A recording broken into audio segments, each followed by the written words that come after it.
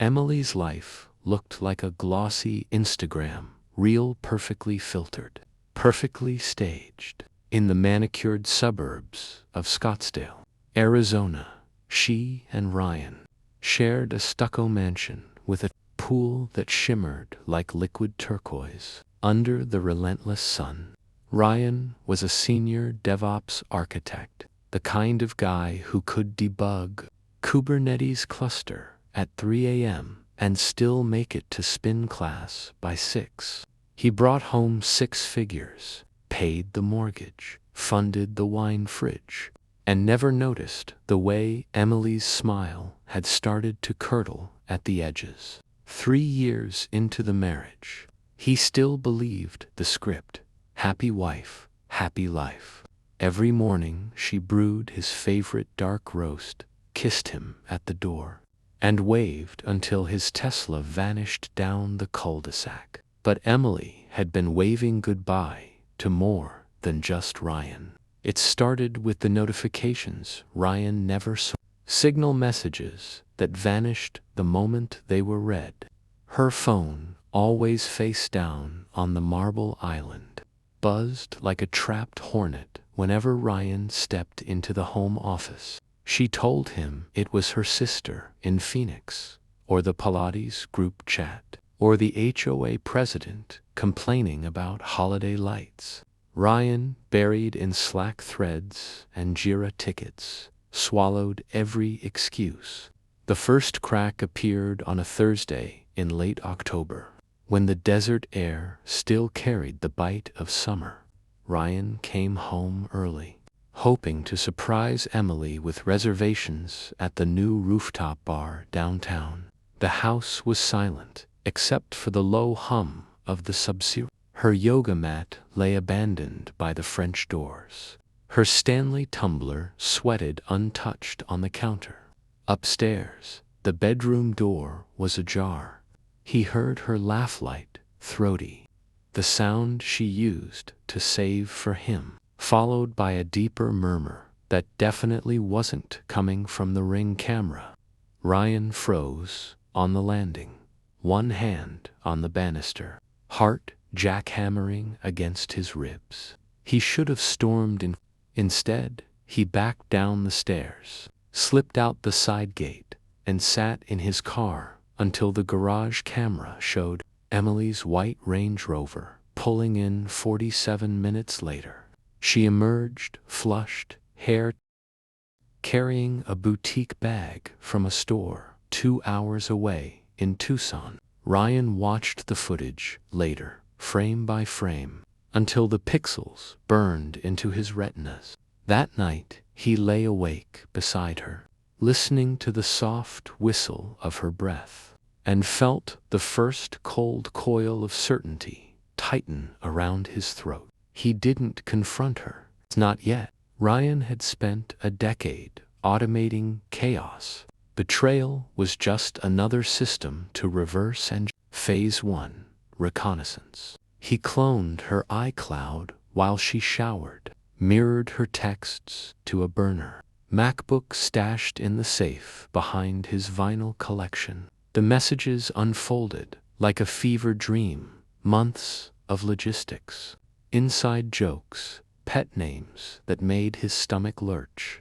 The other man was Ethan Caldwell, a hedge fund bro from Paradise Valley with a jawline sharp enough to cut glass and a Porsche 911 that cost more than Ryan's annual bonus. They met at the Andaz on Tuesdays when Ryan flew to Denver for They met at Ethan's condo on Fridays when Ryan claimed a critical production incident.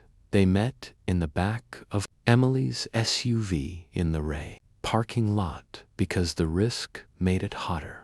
Ryan cataloged every detail the way he once mapped network latency, GPS pings, voice memos Emily thought she'd deleted. He learned Ethan's gate code, his dog's name, the brand of bourbon he kept in the decanter shaped like a golf ball. Knowledge was ammunition, and Ryan intended to load a full magazine Phase 2. Isolation.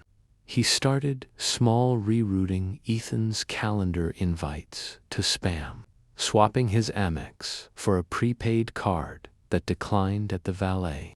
Emily noticed the friction but blamed glitches. Ryan fed her just enough doubt to keep her off balance. When Ethan suggested a weekend, Ryan triggered a fake IRS audit notice that landed in Ethan's inbox at 2:14 a.m. The trip evaporated. Emily pouted.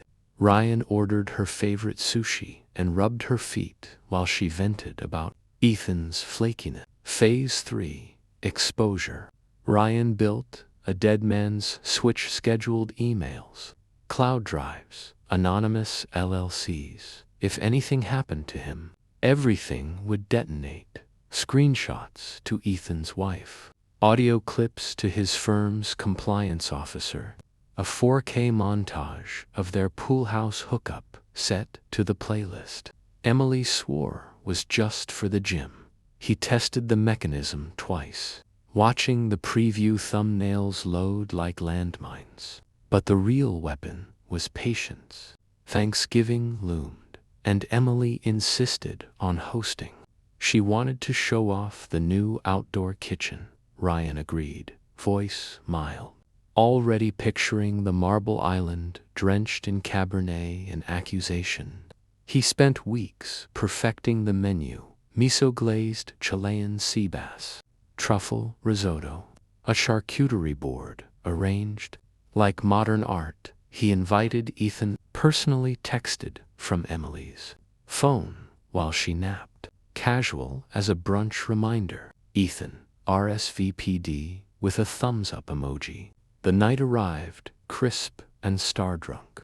String lights twinkled above the travertine patio. Post Malone drifted from hidden speakers. Guests milled with Negronis and small talk. Emily wore the emerald dress that made her eyes look radioactive. Ethan wore the smug grin of a man who thought he'd won the lottery twice. Ryan circulated, refilling glasses, checking the Traeger smoker, counting heartbeats. At 9:47 p.m., the lights dimmed for dessert. Ryan tapped his glass with a spoon. Conversation. Before the flourless chocolate cake, he said, voice steady as a server rack. I have a quick toast. He raised his phone. The patio screen, usually reserved for sons' games, flickered to life. The first image was innocent. Emily and Ethan at the bar of a Scottsdale resort. Her hand on his thigh. Gasps rippled. The next slide zoomed in on a text. Can't wait to feel you inside me while he's in Denver. Someone dropped a plate. Emily's face went the color of bone china. Ryan narrated like a nature documentary. For those keeping score, that's 43 separate encounters, 19 different locations, and one very confused golden retriever who now thinks Tuesday is hump day. Ethan lunged. But 2 off-duty cops Ryan had hired as extra security materialized at his elbows. Emily tried to bolt. Her heel snapped, and she sprawled across the artificial turf. The screen cycled through receipts, hotel charges on the joint Amex. OnlyFans tips Ethan sent from his work email. A sonogram Emily had saved in a hidden folder labeled Maybe. Silence detonated. Ryan killed the slideshow with a swipe. Deserts inside, he said. Cakes, gluten. Divorce papers are in the study also. Gluten. He walked away while the patio erupted. Behind him, Emily screamed his name, but the desert wind swallowed it whole. Phase 4. Vanishing. By dawn, Ryan was gone. New passport, new accounts, new city. The house went into foreclosure. The Tesla was repossessed. Emily's socials filled with tear-streaked stories begging for forgiveness. Then went dark when the internet cut off. Ethan's firm launched an investigation. His wife filed first. Somewhere in the Pacific Northwest, Ryan sat on a cedar deck, watching fog roll off the Sound. His new laptop hummed with fresh code. A startup idea seeded with the settlement he'd quietly negotiated. The burner phone buzzed once similarly from a number he didn't recognize. He let it ring out, then blocked it. Revenge, he decided, wasn't fire. It was architecture. Every beam placed with precision. Every load calculated to collapse at the perfect moment. And when the structure finally fell, the architect was already miles away. Blueprints burning cleanly in his wake.